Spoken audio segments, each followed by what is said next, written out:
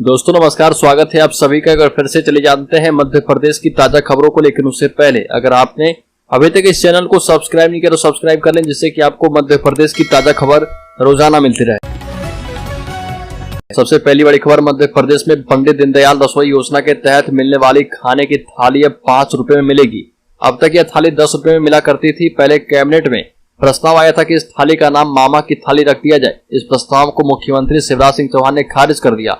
गृह मंत्री ने बताया कि इस पंडित दीनदयाल रसोई योजना को नगर निगम के साथ नगर पालिकाओं से भी जोड़ा जाएगा और अब मध्य प्रदेश में 5 रुपए में भरपेट खाना मिलेगा।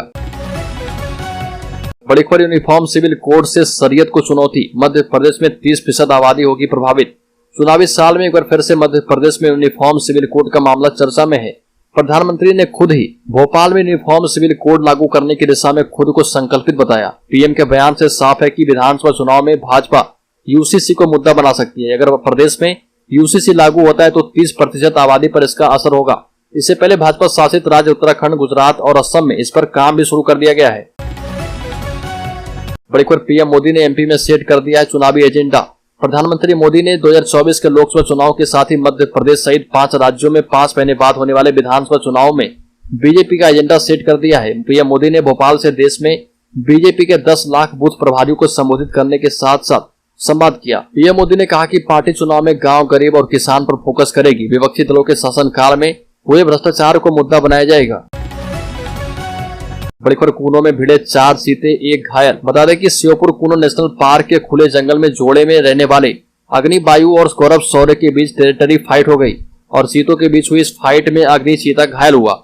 डॉक्टरों की निगरानी में रखकर उसे उपचार दिया जा रहा।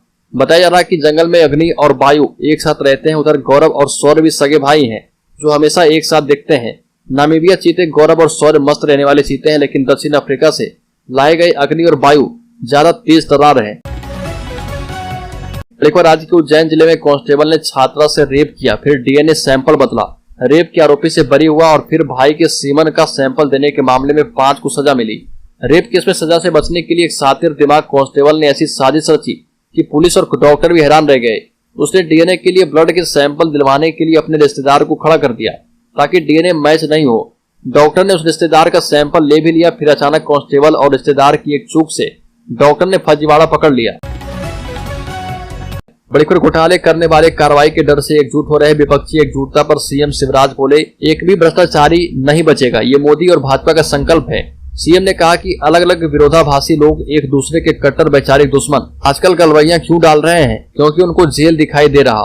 गड़बड़ की है तो मोदी जी छोड़ेंगे नहीं। मध्य प्रदेश में भी और बाकी राज्यों में भी गड़बड़ करने वाले किसी भी कीमत पर नहीं बचेंगे। सीएम ने कहा कि कांग्रेस केवल झूठ की गारंटी देती है। इंदिरा गांधी ने 1971 में गरीबी हटाओ का नारा दिया था, लेकिन गरीबी हटी क्या? बड़ी खबर, मध्य प्रदेश कैबिनेट का बड़ा निर्णय, अब 21 साल की महिलाएं भी लाडली बहना में शामिल हो गई है। कैबिनेट की बैठक में लाडली बहना सेना के गठन के बारे में चर्चा की गई और ये कार्य 15 जुलाई से 15 अगस्त तक किया जाएगा। 10 जुलाई से लाडली बहना कार्यक्रम फिर से प्रारंभ होगा, जिसमें 21 वर्ष की महिलाओं को योजना में शामिल किया जाएगा। जुलाई के प्रथम सप्ताह में मुख्यमंत्री सीखो कमाओ योजना के अंतर्गत कार्यक्रम करेंगे। बड़ी खबर, यूनिफॉर्म सिविल कोड का विरोध करने वाले ओवैसी अंग्रेजों और कांग्रेस की भाषा बोल रहे। गृह मंत्री नरोत्तम मिश्रा का बड़ा बयान, इस समय एमपी सहित पूरे देश में यूनिफॉर्म सिविल कोड पर बहस छिड़ी है। एआईएमआईएम चीफ असदुद्दीन ओवैसी के यूसीसी पर दिए गए बयान को लेकर मध्य प्रदेश के गृह मंत्री नरोत्तम मिश्रा ने उन पर निशाना साधा। नरोत्तम मिश्रा ने कहा कि ओवैसी कांग्रेस और अंग्रेजों की भाषा बोल रहे, जिस संविधान में संशोधन का हवाला ओवैसी दे रहे, उसके निर्माता बाबा साहब अम्बेडकर हमेशा समान नागरिक संहिता के पक्ष में रहे हैं। बड़ी खबर, एमपी के ओपिनियन पोल पर कांग्रेस ने किया मिशन 150 का दावा। बीजेपी ने कहा कि कोई एंटी इनकम्बेंसी नहीं है। इस साल देश के 5 राज्यों में विधानसभा चुनाव होने हैं। फिलहाल मध्य प्रदेश का मूड क्या है, इसे लेकर एबीपी न्यूज के लिए सी वोटर ने राज्य में सबसे बड़ा ओपिनियन पोल किया है। मध्य प्रदेश में आज होते विधानसभा चुनाव को कौन सी पार्टी जीतती, जनता ने इस बारे में ओपिनियन साझा की है। जनता की ओपिनियन पर कांग्रेस और बीजेपी के नेताओं और कुछ विशेषज्ञों ने भी अपनी प्रतिक्रियाएं दी है। सी वोटर के ओपिनियन पोल के आंकड़ों में बीजेपी के मुकाबले कांग्रेस के पास मामूली बढ़त नजर आ रही है। आंकड़ों के मुताबिक चुनाव होने पर बीजेपी को 106 से 118 सीटें और कांग्रेस को 108 से 120 सीटें और बीएसपी को 0 से 4 और अन्य के खाते में 0 से 4 सीटें मिलेगी। बड़ी खबर, पुरानी पेंशन को लेकर दिल्ली पहुंचे कर्मचारी, एमपी के कर्मचारी भी हुए शामिल। कहा कि नई स्कीम से नुकसान है। मध्य प्रदेश में विधानसभा चुनाव से पहले पुरानी पेंशन का मुद्दा फिर से उठा है। कर्मचारी पुरानी पेंशन की बहाली का मांग कर रहे हैं। इसे लेकर देश भर में चल रही यात्रा दिल्ली पहुंची है।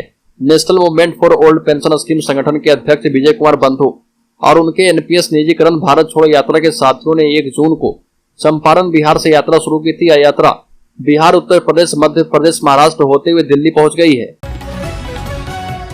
बड़ी खबर, पीसीसी दफ्तर में बकरे की कुर्बानी की मांग। ओवैसी की पार्टी का दिग्विजय को पत्र लिखा कि वहां हनुमान चालीसा पढ़ी जा सकती है तो नमाज क्यों नहीं। ईद के मौके पर मध्य प्रदेश कांग्रेस कमेटी के दफ्तर में बकरे की कुर्बानी और नमाज अदा करने की परमिशन मांगी गई है। सदुद्दीन ओवैसी की पार्टी ऑल इंडिया मजलिस से इत्तेहादुल मुस्लिमीन ने कांग्रेस के सीनियर नेता और राज्यसभा सांसद दिग्विजय सिंह को इसके लिए पत्र लिखा है। इसमें कहा गया कि पीसीसी दफ्तर में हनुमान चालीसा पढ़ी जा सकती है तो नमाज क्यों नहीं, और देश भर में ईद उल अजहा मनाई जाएगी। इससे एक दिन पहले भोपाल में एआईएमआईएम सचिव तौकीर निजामी ने पूर्व सीएम दिग्विजय सिंह को पत्र भेजा है और इसमें निजामी ने लिखा है कि मोहब्बत की दुकान मध्य प्रदेश कांग्रेस कमेटी ऑफिस पर कुर्बानी और ईद की विशेष नमाज अदा कर दी जाएगी। बड़ी खबर, महाकाल लोक में निगरानी के लिए 10 करोड़ रुपए के कैमरे लगाए जाएंगे। 500 हाईटेक कैमरों से रखी जाएगी नजर। कंट्रोल रूम भी बनेगा। विश्व प्रसिद्ध महाकालेश्वर मंदिर के विस्तारीकरण के तहत निर्मित महाकाल महालोक की निगरानी अब 10 करोड़ की लागत से लगने वाले करीब 500 कैमरे के माध्यम से की जाएगी। यहीं पर आर्टिफिशियल इंटेलिजेंस तकनीक से कंट्रोल रूम भी बनाया जा रहा, जिसके माध्यम से पल पल की जानकारी कंट्रोल रूम में मिलेगी। श्री महाकालेश्वर मंदिर में विस्तारीकरण के बाद निर्मित श्री महाकाल महालोक देखने के लिए देश भर से प्रतिदिन लाखों श्रद्धालु पहुंच रहे। अधिक भीड़ होने के कारण प्रशासन के सामने भीड़ प्रबंधन को लेकर चुनौती रहती है। बड़ी खबर, 1 जुलाई को मध्य प्रदेश का दौरा करेंगे प्रधानमंत्री। एमपी में साल के अंत में होंगे विधानसभा चुनाव।